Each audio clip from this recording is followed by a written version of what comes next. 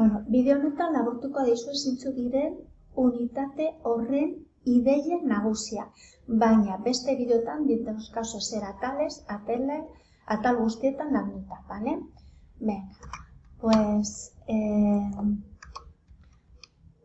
Sarrera kontrolatzea hiriak sortu egin zirela, antzinako Mesopotamia, antzinako Nilon, antzinako Indo-Aranean, antzinako Txinan, dena dela garai hartako hiriek eta gaur egungo hiriekin ez daukate zer ikusirik, horik izan ziren, sortu ziren lekua.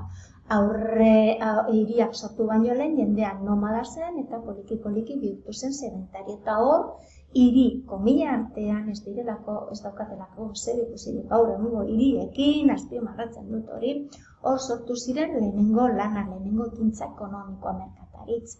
Baina jende gehiena garai hartan lehenengo sektorean egiten zuten, gaur egunean jende gehiena, munduko jende gehiena, hirietan bizi da, ideia importante, beste ideia importantea, gero eta jende gehiago bizi da hirietan, eta jarrera hori da, kontzeptua, zaila dela, jakina, ezin dugu definizio bat eman desberdinak, hiriak haien artean desberdinak direlako.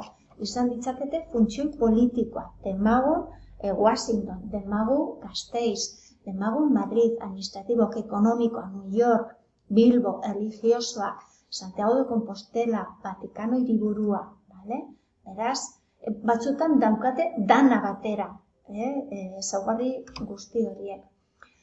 Depende zein den herrialdea, hiritza hartzen da kontzeptu mota desberdin batez, adibidez Espainiak izan behar du 10.000 biztanle baino gehiago hartzeko hiritza.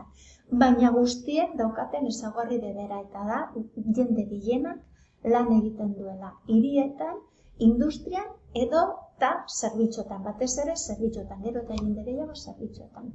Hirien itxura kontrolatzen duzue, nolakoa den.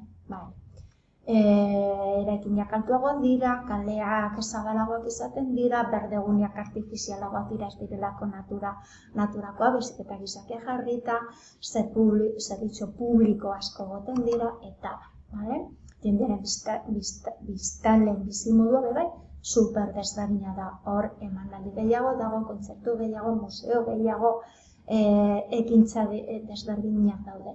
Horrek ez du esan nahi, hobeto bizi garenik, hirietan desberdinak dira,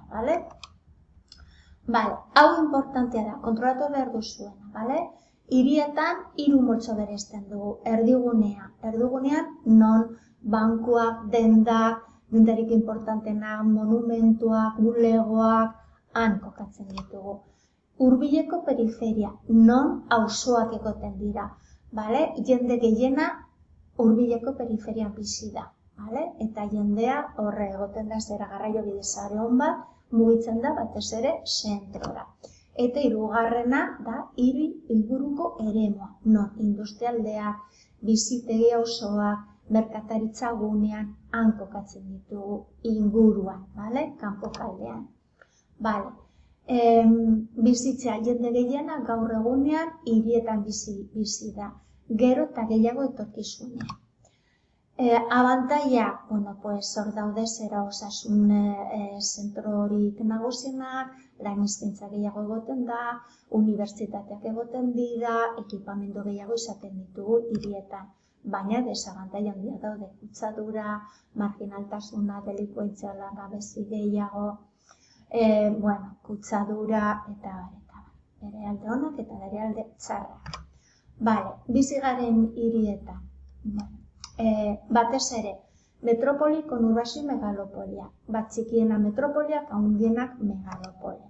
Metropoli bat izan daiteke Bilbo, konurbazioa izan daiteke Bartzelona eta bere zera inguruko area, eta megalopolia esaten dugu 10.000 pertsona baina gehiago daudenean.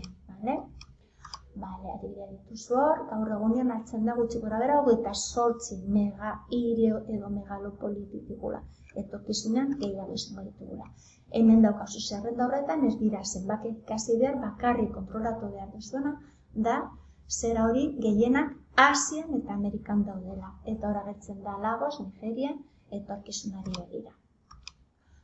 Eta Espainiako hiriei begira, komentatu dugu, zeintzu diren, zera hori ardatzen nagusian, Madrid, Galiziako Atlantiko kostaldea, Kantabriko ordatzen, hor dauzkazuen mapan, eta grabaketa txikien hor agertzen dira.